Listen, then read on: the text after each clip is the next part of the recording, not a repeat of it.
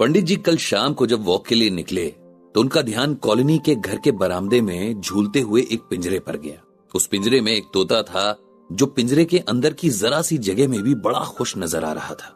कभी पिंजरे में रखी कटोरी से कुछ खाता तो कभी पिंजरे में बनी डाल पर उछल कूद करता। पंडित जी सोचने लगे कि कितनी अजीब माया है भगवान की।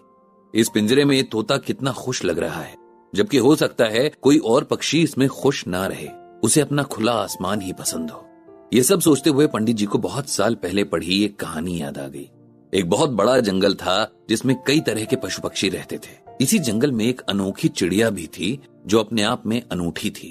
इस चिड़िया के पंख बहुत सारे रंगों वाले थे और ये चिड़िया बहुत सुरीला गाना गाती थी। जो भी इंसान जंगल में किसी काम से जाता वो इस चिड़िया का दीवाना हो जाता। एक बार उस राज्य का राजा जंगल में शिकार खेलने गया।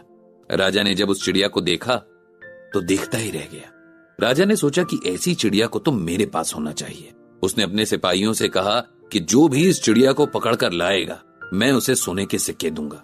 सोने के लालच में सिपाहियों ने उस चिड़िया को पकड़ने में अपनी जान लगा दी। एक सिपाही ने किसी तरह चिड़िया को पकड़ भी लिया और राजा के पास ले आया। राजा ने अपने वायदे के हिसाब से उस सिपाही को बहुत सारे सोने के सिक्के दे दिए। राजा ने चिड़िया के लिए एक बहुत बड़ा सोने का पिंजरा बनवाया जिसमें हीरे मोती भी लगवाए। चिड़िया को उस पिंजरे में बंद कर दिया गया। खुले आसमानों की सैर करने वाली चिड़िया अब एक पिंजरे में बंद थी। वो रोती रहती और राजा सोचता कि वो गाना गा रही है। जो भी राजा से मिलने आता राजा उसे वो चिड़िया दिखाता और चिड़िया की तारीफ सुनकर अपने बारे में अच्छा फील करता कि मेरे पास कैसी अनोखी चीज है। एक बार जब राजा का एक नौकर चिड़िया को खाना देने के लिए गया तो उससे पिंजरे का दरवाजा गलती से खुला रह गया और मौका पाकर वो चिड़िया पिंजरा छोड़कर उड़ गई। अब वो महल से बाहर उड़ रही थी तब एक तोते ने उसे देखा और बोला, मूर्ख चिड़िया, इतना सुंदर सोने से बना हीरे मोतियों से सजा पिंजरा छोड़कर क्यों जा रही हो? चिड़िया बोली, मुझे तो मेरा आसमान प्यारा है, तुम चाहो तो इस पिंजरे में चले जाओ। ये सुनकर तोता महल में गया और जाकर उस पिंजरे में बैठ गया। उसने अपनी चोंच से पिंजरे का दरवाजा बंद कर दिया। इस कहानी को याद करके पंडित जी सोचने लगे कि सुख दुख, अच्छा बुरा, ये सब इंसान की अपनी सोच पर डिपेंड करते हैं। किसी के लिए जो बात बड़े दुख का कारण बन सकती है, किसी और के लिए वही बात एकदम नॉर्मल भी हो सकती है। ये सब सोचते हुए पंडित जी कब पार्क में पहुंच गए उन्हें ध्यान ही नहीं रहा। उनके सारे फ्रेंड्स ऑलरेडी वहां पहुंच गए थे और किसी टॉपिक पर बात कर रहे थे। पंडित जी भी उनकी बातचीत में शामिल हो गए। उन्हें जो समझ आया उसके अकॉर्डिंग उनके फ्रेंड्स में से एक मेहरा साहब ओल्ड एज होम में जा रहे हैं जो कि यहाँ से काफी दूर था और इस तरह मेहरा साहब से अब रोज मिलना नहीं हो पाएगा। इस ग्रुप में मेहरा जी और पंडित जी को छोड़कर सब बोल रहे थे और क्या बोल रहे थे ज्यादा समझ नहीं आ रहा था क्योंकि सब बस अपनी बातें ही बोले जा रहे थे। कोई किसी की बात सुन ही नहीं रहा था। थोड़ी देर चुप रहकर पंडित जी ने थोड़ा ऊंची आवाज में कहा कि सब लोग थोड़ी देर के लिए चुप हो जाएं और फिर एक एक करके अपनी बात कहें। पंडित जी की बात सुनकर सब चुप हो गए।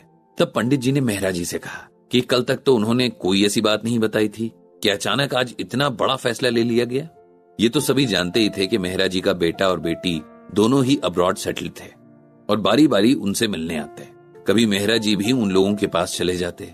उनकी वाइफ की डेथ को कई साल बीत चुके थे। इधर 2 साल से मेहरा जी की तबीयत भी कुछ खास ठीक नहीं रहती।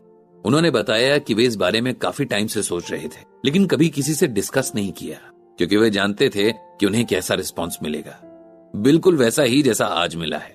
उन्होंने बताया कि वो अपनी खुशी से ओल्ड एज होम जा रहे हैं, किसी के कहने पर या किसी बात से दुखी होकर नहीं। उन्होंने आगे बताया कि उनके दोनों बच्चे अपनी फैमिलीज के साथ बाहर रहते हैं। दोनों ही बच्चे हमेशा से उन्हें अपने साथ ले जाना चाहते थे लेकिन मेहरा साहब खुद ही टालते रहते क्योंकि अब इस उम्र में बिल्कुल नई जगह में, नए माहौल में, अजनबी लोगों के बीच एडजस्ट होना उन्हें मुश्किल लगता है। यहाँ अकेले रहते हैं तो उनके बच्चों को उनकी बहुत फिक्र रहती है। दोनों दिन में कई बार कॉल करते हैं, सुबह और शाम वीडियो कॉल जरूर करते हैं ताकि मेहरा जी को देखकर कंफर्म कर लें कि वो ठीक है।